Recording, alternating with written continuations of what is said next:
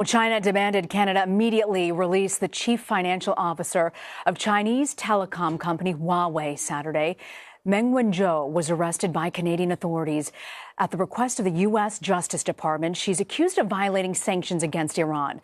China's vice foreign minister said the arrest was, quote, ignored the law and was unreasonable.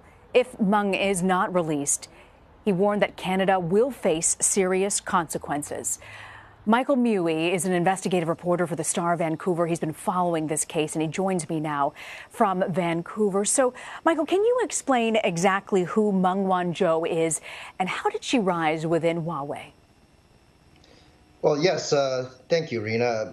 Meng Wanzhou, as described in court, was the daughter of the founder of Huawei. She's actually spent quite a long time with the company, starting there 25 years ago, really working her way up as a secretary with the company, to a director position, to the CFO of its Hong Kong branch, and to the CFO of its overall company. I mean, it's clear that she plays a very significant role with the company, and at 46 years old, to have such an influence with such a large company is something indeed. And I mean, in terms of her background, she's currently married. She has a husband who works as an investor, marketing developer, and they have 2 Vancouver homes, 4 children, 3 from a previous marriage, and all of them are seemingly going to school at quite prestigious locations around the world. So, Michael, would you say, was this arrest of Meng Wanzhou political? That's the message her defense team is certainly trying to paint. I mean, really, the entire argument from the federal government and from the defense team involves a single PowerPoint presentation. We've since learned that that PowerPoint presentation was delivered to HSBC Bank at some point in 2013. The defense team indicates that this PowerPoint presentation was innocent in the sense that here was 2 businesses, one of whom was Huawei, and Huawei was simply indicating to HSBC that it was aware of sanctions and the constantly rotating world of how to be compliant with these sanctions. And her message to HSBC seemed to be, as described by the defense team, look, we're aware of this. This is how you and I, as in Huawei and HSBC, can still do business together and respect the sanctions. And the defense team is questioning, how did that conversation then get turned into an allegation of fraud? Now, the federal government says, well, that's simple.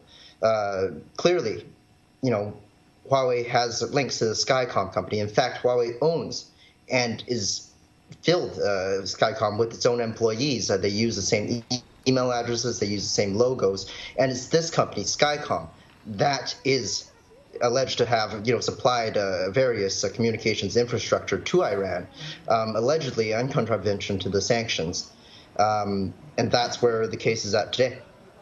So, what are Meng's lawyers really pushing for at this point? I think the first goal is to get her out of jail. I mean, really, we have the prospect here of the daughter of a billionaire who probably doesn't want to spend the next 2 months in jail while awaiting her extradition hearing. I think she has assembled a team of at least 4 to 5 lawyers that I recognize in the audience.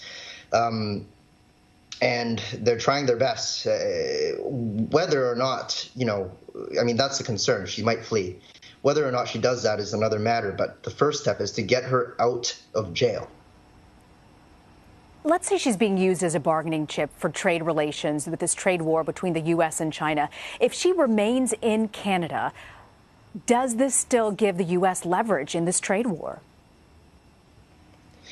I think she does. I think it will, in the sense that, if she remains in Canada and she has to face the extradition one way or the other, it will continue a story and it will continue sort of a narrative, at least to do with one of the largest telecommunications companies in the world, where they're at the center of criminal allegations, where more and more information about supposedly secretive dealings, possibly criminal dealings, may be revealed again and again and covered by the press. I think there's certainly an advantage, if we're talking from a political perspective, to paint one side of the bargaining table in a less than flattering light.